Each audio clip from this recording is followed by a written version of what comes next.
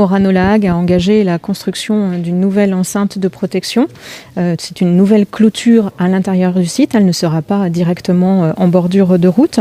C'est une nouvelle clôture qui viendra ceinturer l'ensemble des bâtiments nucléaires du site et qui s'étendra sur près de 5 km de long.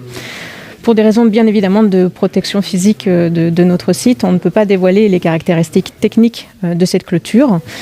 Ce que je peux vous donner, c'est qu'en partie basse, elle sera maçonnée, en partie supérieure clôturée. Alors cette nouvelle clôture, elle ne sera pas à proximité immédiate de la route, elle sera sur le site, donc déjà derrière des bâtiments qu'on peut voir depuis la route de Orano-La Hague. Seulement une petite partie, sur 100 à 200 mètres, sera visible depuis la route. Cette clôture, elle va être construite en extérieur des bâtiments, pas du tout directement dans les bâtiments nucléaires. Donc les ouvriers qui interviendront pour construire ce mur, ils ne rentrent pas en zone nucléaire, donc il n'y a pas du tout d'exposition des salariés pour cette construction. Nous avons effectivement arrêté temporairement l'usine UP3, et ce pendant 2 mois, pour effectuer à la fois une réparation sur l'évaporateur 22 en l'occurrence de l'usine UP3, réparations qui ont été finalisées en novembre.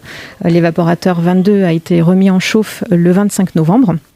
Quant à l'évaporateur numéro 23, nous avions besoin de faire des mesures très spécifiques sur cet évaporateur pour vérifier une surépaisseur sur une soudure particulière. Les mesures ont été effectuées également entre octobre et novembre. Elles ont identifié une surépaisseur sur cet évaporateur, mais pas de façon uniforme. Donc nous aurions pu redémarrer l'évaporateur numéro 23, mais il aurait fallu en faire ce qu'on peut appeler des stop and go, c'est-à-dire l'arrêter régulièrement pour faire des mesures complémentaires avec des dossiers à instruire auprès de l'ASN. Au regard de ces contraintes, on a jugé en fait s'il était préférable de ne pas le redémarrer, puisqu'il aurait fallu déposer des dossiers administratifs auprès de l'ASN avec des délais d'instruction. Et puis compte tenu en fait que fin 2022, nous allons arrêter l'usine UP3 pour pouvoir raccorder les nouveaux évaporateurs de concentration des produits de fission. Le site a décidé de ne pas redémarrer l'évaporateur numéro 23 et on a informé l'autorité de sûreté cette semaine. Donc nous avons redémarré l'usine UP3 avec 2 évaporateurs sur 3.